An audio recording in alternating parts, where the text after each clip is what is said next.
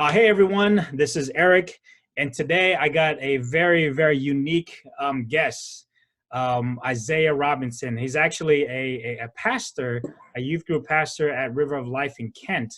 And again, what I would like for him to do is to tell his story. I know there's people that might be going through some struggles, but this is a guy that's a man of faith, and I believe that, with his story, it'll really pick you up, inspire you guys during this time, especially.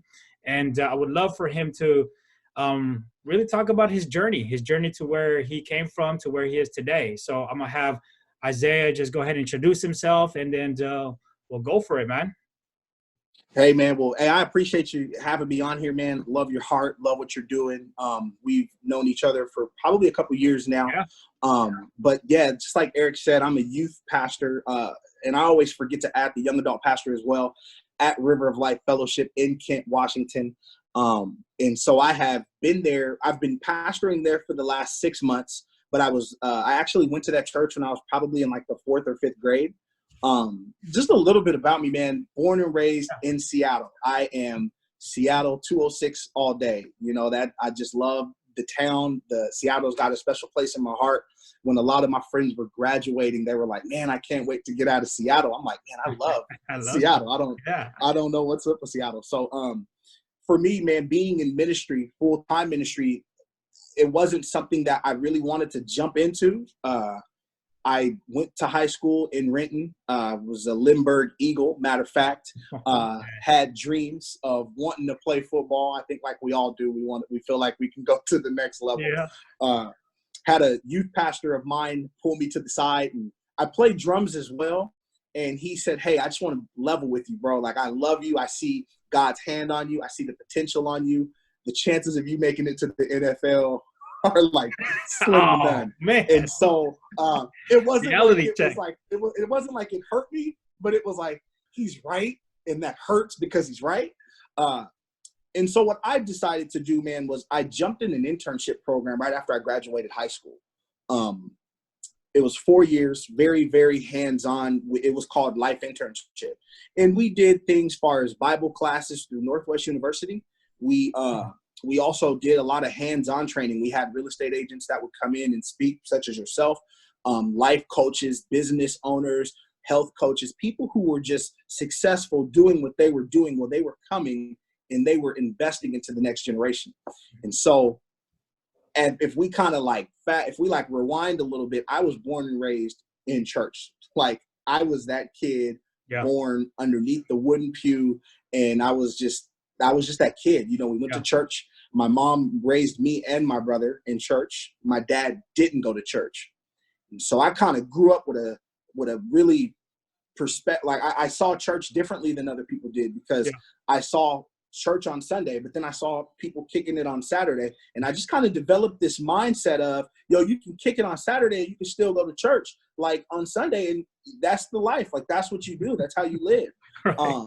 And as I was in high school, that was kind of what I was doing. I was kicking it. I was being a teenager, you know, doing the whole thing, smoking, drinking, whatever. But I knew if I went to church, I was going to be good. Like, I'm just being honest. I'm not going to. Yeah, for sure. This is just I'm not, you know, because I know we all struggle with, if I go to church, I have to do A, B, and C. If I don't even do B, if I go into church, church is going to burn down. Well, the church should have been burned down when I walked in, because I was like, everything I was doing before I get there, I was like, this is all bad. But for me, man, what it comes down to, Eric, it was that I needed to have a relationship with God. For sure. And so I love my mom, love my dad. They're still married over 30 plus years, very close relationship with my brother. I have a beautiful wife. Her name is Heather Robinson, not to be confused with your Heather. I know, right? I've got 3 daughters. I've got Savannah, who's 15, Bella, who's 12, and Zoe, who actually is turning 1 in 2 days. Oh, man. Crazy how she's walking. It's just crazy how time flies. Yeah. I'm really into family. I'm family first. I really, really love just being with people. I'm a relationship person. I love just hanging with community and being with community. Growing up, it was a huge part of my life, just being with friends and being with family. And those seeds that were sown into me from my mom and dad have carried me into where I'm at. I used to do a lot of inner city work in Seattle off of Rainier and Henderson at the old Rainier, at the Rainier Beach Community Center before they tore it down and built the new one. Yep. I used to do a lot of community work over there in the inner city. Arnold Fellow at the UGM over there in Seattle. So I've always had a heart for kids, for youth, for the younger generation. I grew up on Chicago Street, a couple blocks down from Rainier and Henderson. So growing up out there and then serving in Kent, some people would be like, wow, that's a little bit of a culture shock. And it is. We, my wife and I served at a church called Life Change Church in Seattle for 2 years. Served there, love that church. That church is a huge place, has a huge place in my heart. But we serve, man. We love working with this generation, and we just have a heart for them.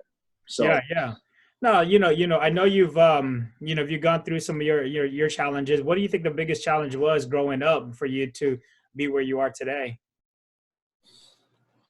I think for me, man, it was the fact that I grew up with having mom and dad. Like as an African American young man, having my dad, that was a rare thing growing up when a lot of my friends didn't have their dad. But even though I had my dad, he was still kind of like not an emotional presence. You know what I mean? Like he was there, provided he worked, but he wasn't like the emotional kind of cat. So for me, my challenge was I have my dad, but I wanted to have relationship and close conversation with my dad. Right. I think some of my other challenges were trying to fit in, trying to find acceptance, wanting to be accepted by friends and accepted by a crew of people, facing insecurities as a young man, just, all the things that we all long for is to be accepted and to be loved and to be, wanted by people. So, I think those were some of my challenges growing up. Huge. So with those challenges, like, we all have someone that we look up to, mentors, people, things that you did for you to really like, keep moving forward. What is something that you feel like kept you going? What inspired you? Who, what mindset, what were you thinking?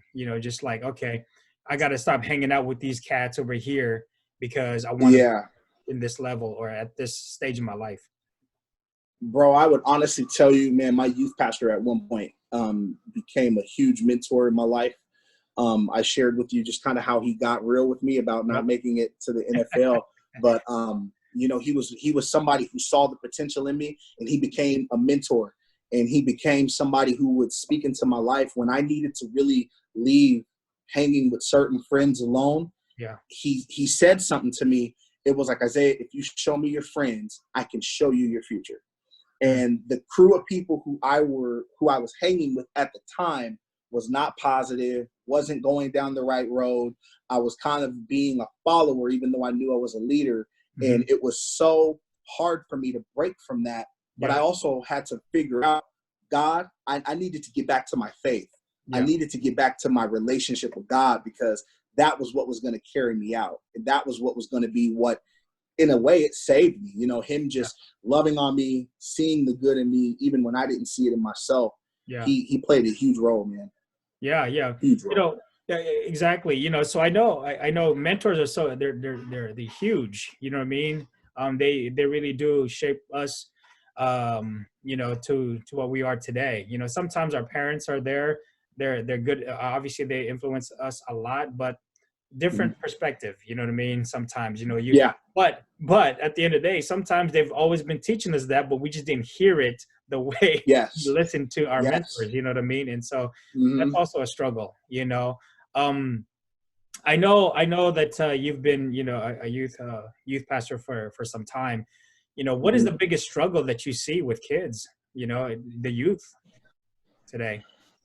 I would probably just say I used to see things a little bit different. Now I'm starting to see things in another perspective, as I believe this generation is the now generation. And what I mean by that is they are the generation that is going to help see the next generation succeed. I used to feel like they were lazy. I used to feel like they didn't have the motivation or the drive to do it. I think they do. It just looks different for them. Yeah. I can see that. As a youth pastor, what I see in this generation is that they're creative. They are struggling because the things that you and I grew up kind of like sheltered from, they're fully exposed to. Easily. Far as everything. Like without crossing any lines, just everything that, I mean, and I won't say that we were sheltered, but it was just like things that were kept quiet that you didn't talk about out loud are things that they're talking about in class. I think, to me, I feel the biggest struggle that they're facing is that there's so much acceptance, that there's so much openness, and that there's no line being drawn to a boundary to help keep them protected. Mm-hmm. Yeah. You know what I mean? Yep. That's what I really believe in my heart. Yeah. So how do you talk to them? So, if they're, because there's a lot of kids that are youth that are very, sheltered. They don't open up. What is one thing that you do to really connect with them, to have them open up to you? As a mentor, as a youth group pastor. What is it that you do? Transparency, bro. I share my story while I speak. I'm not afraid of my story. I'm not afraid to share. Watch this, and I'll put this right here. I'm not afraid to share that I was married at one point and then divorced. I'm not afraid to share that I was addicted to pornography. I'm not afraid to share that I was a liar and a cheater. I'm not afraid to share my story, my brokenness. I'm not afraid to share that. Kids sense realness. And if you're not being honest, if you're not being real, kids can sense that. Oh, yeah. And so I'm kind of at an advantage because I have Savannah and Bella, 15 and 12, who are in our youth ministry. So the sermon that I have to preach on Wednesday is the sermon I have to live before I preach it. So that practice what you preach, it's in effect in this house. Yeah. So the way I relate to the kids is I'm just honest. Mm-hmm. Like I share the story of David and Bathsheba. David sleeps with Bathsheba. David also goes to kill Bathsheba's husband. He tries to manipulate him into going home, but his loyalty to David is, I can't go home. I have to protect you. So I take that story and I make it relatable to, hey, you know who used to be in DMs? This guy. You know who's the guy I'm trying to warn you about? This guy. So the way I communicate to the youth is I meet them where they're at. I share my hard stories. I'm not afraid to be honest and real. Yeah. And it's just literally taking it one step at a time, building the relationships and building that trust. Yeah, because I think when you are open, when you are truthful, when you are authentic, you know what I mean? It's so much easier for someone to like really feel your emotion. You know what I mean? Yeah. You have conviction when you are honest. Yeah. When they hear that conviction out of your voice, your tonality, your the physical, everything in you, they can feel it. So when they feel it, man, boom, the connection is right there. And I always let them know I'm not perfect. I don't have this thing figured out. I am learning on a daily basis. And you want to know the craziest thing is that your struggle at 15 is different than my struggle at 31. Still got to struggle. I got to make sure I'm fighting off temptation. I got to make sure I'm resisting things of not falling short. It is the same temptation. It's just in a different view. You know what I mean? It's just me not realize. It's like, okay, you know what? I see what you're dealing with. I've been there. But then I also have to make sure I've got somebody in my life who's speaking into me as well. Yeah. So I always let them know I have a crew of people. Let me say it like this. I have a community of people who speak into my life because that is what helps me. And that is what gets me through. And, Paul says it like this, follow me as I follow Christ. And for me, I can't follow somebody who is not being followed or who's not leading well. You know, if that makes sense? Yes. You know what I mean? Yep. No, I hear you. So, I hear you. No, what you do is inspiring. You know what I mean? Because, I think in this generation, it's really tough to be a parent, to be a mentor, because how we grew up is so different. Different. You know what I mean? So, especially during this time, what would you, with people that are going through it? I mean, we're all going through it, what would right. be the biggest advice, that you would say on how to handle what we're going through right now? Just use wisdom. Um, we don't operate in fear, but we operate in faith and we operate in wisdom. And watch this. You don't have to believe what I believe, but you do belong to God. I want to make that clear. You might have a total different perspective on things, and that's fine. But my encouragement is don't worry about the things you can't control. Yeah. For me, I allow God to be God because He is God. He is sovereign. He is still on the throne. And I just literally take it one day at a time.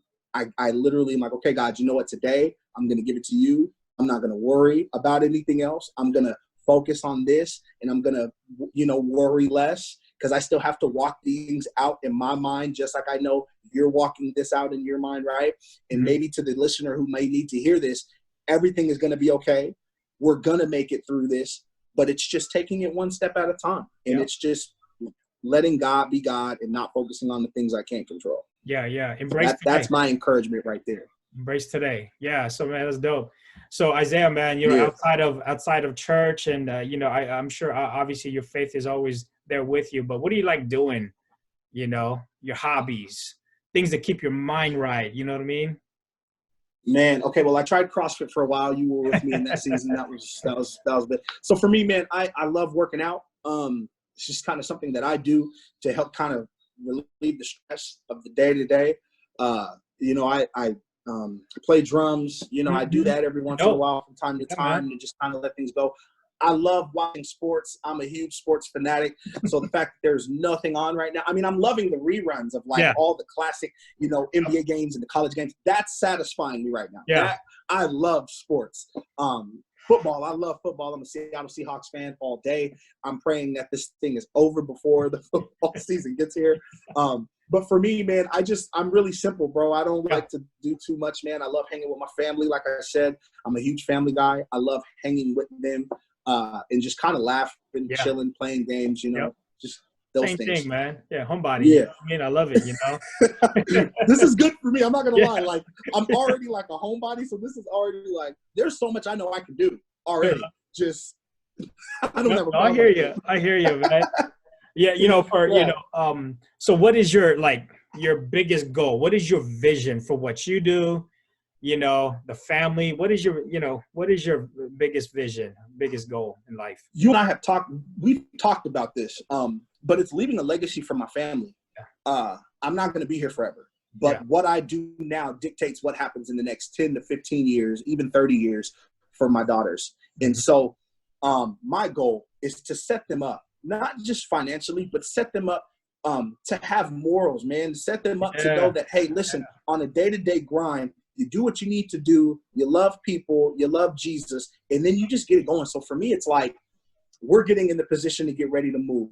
This is a great opportunity for us. We're packing. We're cleaning. We're decluttering. All the stuff that would make us feel rushed in 2 weeks. We've got time to do it.